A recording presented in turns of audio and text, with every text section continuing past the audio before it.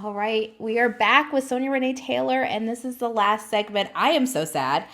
You don't know, but you've adopted me, and we can be distant Yay. adoptees. Okay, Great. great, I'm here great. for it. Thank you, Welcome. thank you, thank you. And I'm coercing you because we're recorded, so you can't really be like, Kelley, I can't stand you. Please, I love that kind of emotional blackmail. That's how I move I'm in here the for world. it. I'm here for it. um, we're with Sonya Renee Taylor. Last piece of the segment is about you, and it's just we are a podcast about joy and the journey to finding joy. And so I want to know what brings you joy and how do you center joy in the work that you do, which is one systems dismantling. Yeah. So I feel like I've been in a practice of discovering what is joyful for me over the last year or so. And I've been granted a lot of spaciousness to sort of play in that space. And one thing that I'm very clear is like relationship brings me a lot of joy, like relationships with friends, with like really building connection with people. I'm so grateful. I have friends literally all over the world, right? Like I could pop up in a continent and there's going to be someone there who I love and who loves me, and that brings me so much joy. And having that sort of depthful relationship that transcends borders, that transcends sort of the geography of the world, brings me a lot of joy. Um, Caring for myself, learning how to, and this has been a really full journey for me, learning how to give myself that which I always was like, I want the world. When the thing out there finally gives it to me, I'll be satisfied, right? That story that somehow there's some external condition that's going to care for me in a way that makes me feel, fully loved and healed and whole. And, when that illusion fell away, what was left is like, but you get to do that for yourself, Sonya. Like you get to be that person. Life has been like, what if it's you, boo? What if it's you?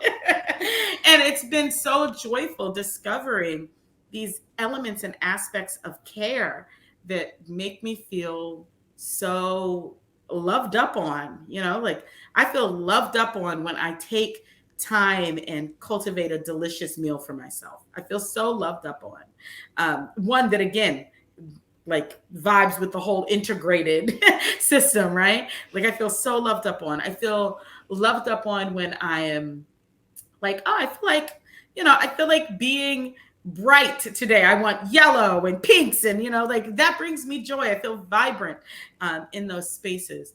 And there's also a new joy that I have found in solitude, in my quiet, like in the like Sonya that is away from everything. They can be away from everything and everyone because I know that there is no away from everything and everyone, that there's no separation. And so I no longer fear being alone because aloneness isn't even real. Like everything is with me and I am with everything, which allows me to be wherever I am and have a deep, abiding peace in that space. That brings me so much joy now. Um, yeah, all kinds of things. I love that list. I love the list. I love the fact that I was telling you this before we started recording that I really do feel, sadly, as women, the last place of discovery is ourselves. Like we discover the world. We discover the world in reaction to other people's. There's like our discovery as kids, and then there's the world telling us this is what you need to know. And we go through the journey of doing that, and we learn and we grow and we, get the bag, whatever. And the last place, particularly for, I think, women, because of all the other systemic things and other marginalized folks too, but for women, the last place we come to find peace or knowledge or knowing is in ourselves because it's so denied for so long.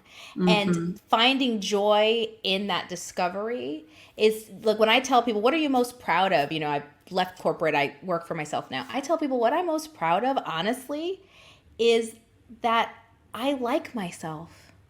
That I've been on a journey to actually, I tell me and me is a vibe. I tell people like, I know that's right. Me and me is good vibes. Like I really am loving giving into when I'm an introvert and didn't really honor that for a long time. But I love being with myself, and I love the journey to finding that. That is beautiful because I'm not fully there, but I love that journey, and so I love that you talk about that and that you hold it equally to being in relationship, meaning being in community, which is, I think, Yeah. something that we struggle with, is how Yeah, do we we think it's balance either that? or, right? Yeah. Right. How do you find that balance of the either or?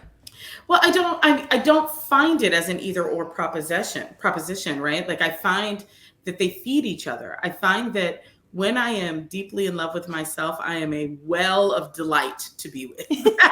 Right? And like, who am I to deny the world this well of delight? And such, I want to be out in the world. I want to be with people, right? And I think that we've been conditioned again to assume that in order to care for other people, we must be self-sacrificing. We must be, Yes. like, and of course, we have such deep traumas related to that, right? Like, we have such deep traumas related to um, loss and to giving away ourselves and into trying to ensure the future for someone else at the utter, destruction of ourselves. And we've been taught inside of this society that it is an either or proposition, right? That it is only this binary. And I just, it's proven to me again and again that every time I invest in that particular structure of relationship, it falls apart. It is not a sustainable, nobody gets their needs met, right? The person who you're over giving to either feels smothered or they feel resentful or they feel, they're not enough because, right, like it kicks up everybody's stuff. And instead, when I am like, my first and primary love is right here. And that when I am in deep and beautiful relationship with my first and primary love, it only makes me a more expansive being. It makes me a being who has so much more capacity to love others and to love them from a place that isn't extractive, to love them from a place that isn't like, I'm going to love you so you love me back, right? So that this empty well gets full. And instead, it's like, I love me so much that it must flow to the rest of the world, that it must flow to this relationship. It must flow to my community because there it just keeps generating more. Like my friend used to say, it makes its own gravy. So I'm like, yes, go where it makes its own gravy. Yes. Yeah.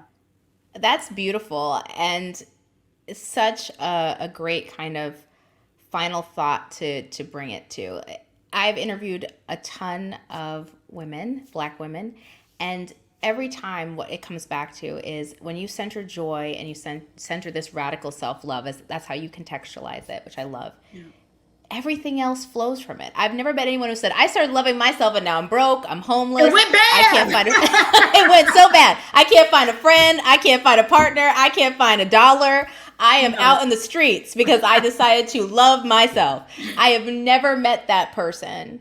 No. And if that's the one thing anybody ever takes from anything I've done on this podcast, it's that lesson. Is that we meet women who centered that in their own ways, and we see them, they're beautiful, they're in bloom, they are full of so much, and it flows from outside of them. And so thank you for honoring us with your time today. Thank you. Where can people connect with you? Sometimes on Instagram, but I'm iffy there, but that's Sonya Renee Taylor. You can also connect with me on Patreon at Sonya Renee Taylor or on my website, www.sonyareneetaylor.com. And we'll make sure to include those links in there so people can connect. Thank you so much for being with us today, Sonya Renee Taylor. Thanks for having me, Kelley. I appreciate it. Thanks so much for having me.